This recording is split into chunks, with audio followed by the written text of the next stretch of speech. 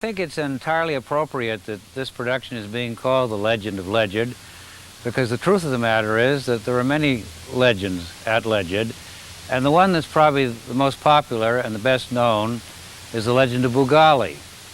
And I have to go back a ways and explain to you that we're on a farm in New England, and most of the farms in New England needed sand for making concrete, and needed sand for building, and needed sand to put on icy roads in the winter.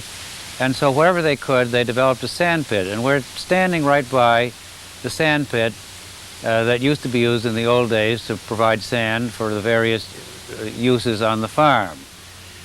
Now, the Boo Golly part of it all goes this way. Boo Golly is a friendly family ghost. And he goes back about 5 generations, I believe. And he lives in this sand pit all year long. He lives here 364 days of the year. On the 365th, which of course is Halloween, Boo Golly comes out, and he's been making candy all year, and he spreads candy around the farm, the orange and black and white candy that you're all familiar with, that the children eat and pull their teeth out on and so forth at Halloween.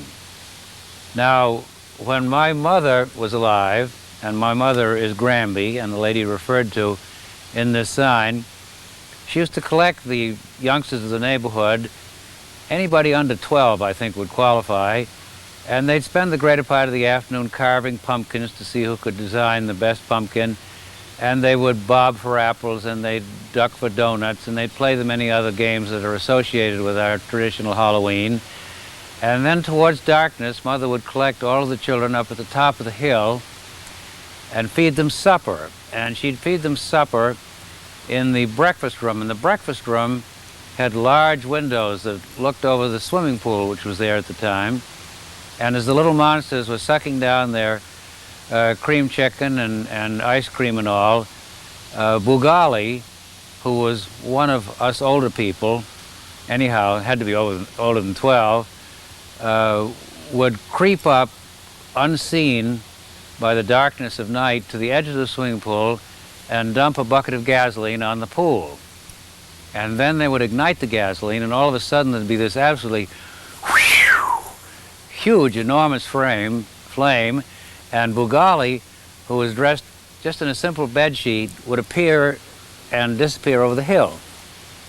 Then Mother would collect the children. There might have been 15 or 20 of them, I suppose, eating supper, all dressed up as cats and ghosts and goblins and witches and any other costume that they happened to be wearing. And she'd take them out to the front porch of the house and issue them a little bitty flashlight. And she'd say, now, if you call to Boo Golly will answer you. And she'd say, now you press your light and you say, Boo Golly, shine your light. So all the little children, little monsters I like to call them, all the little monsters would press their lights and they'd say, Boo Golly, shine your light. And Boo Golly, who by this time was maybe 300 or 400 yards away, would beep, beep, beep back on his flashlight. And then all of the children, and mind you, it was completely and totally dark, would head across country, and they'd run into bushes, and they'd fall into ditches, and they'd trip over vines, and they'd run into stone walls, and they'd chase Boo Golly, and they'd chase Boo Golly, and they'd chase Boo Golly. And then when they got close enough, which might have been 100 or 150 yards away, and Boo Golly felt that he might get caught, Boo Golly would simply slip behind a bush or slip behind a tree and leave his sheet there. And when the children got there, all that was left was the sheet.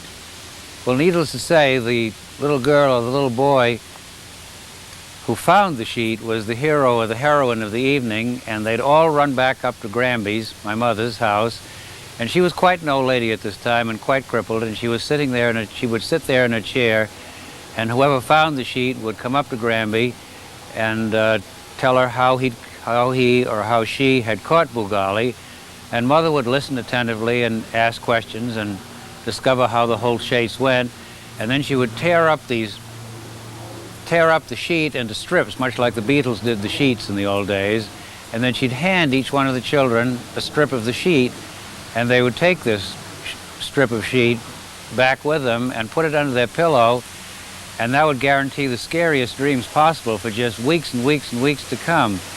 And the interesting thing is that whereas as of many, many years ago, there were Santa Clauses on every street corner and on every television set and in every department store and on every corner, there's only one Boo Golly. And in the 40 years, the 45 years that I've known about Boo Golly, and this represents some 5 generations now of children, no child, after he reached the age of 12, ever told anybody younger than 12, any of the other children, that Boo Golly wasn't real. And so Boo Golly is one of the few fictional characters of Halloween that has remained completely and entirely intact, and there's only one of him, and this is where he lives, and we'll be doing the Boo Golly chase again this year with youngsters. And this has been an obstacle in the Ledyard course ever since the beginning. In fact, I think if I were to go back to the first Ledyard, that I think this is probably the only obstacle that is in exactly the same place. It's been built different ways. We've had steps into it and steps out of it, and we've had verticals in the middle, and we've had ditches at the top, and we've done every conceivable thing to change its format from year to year.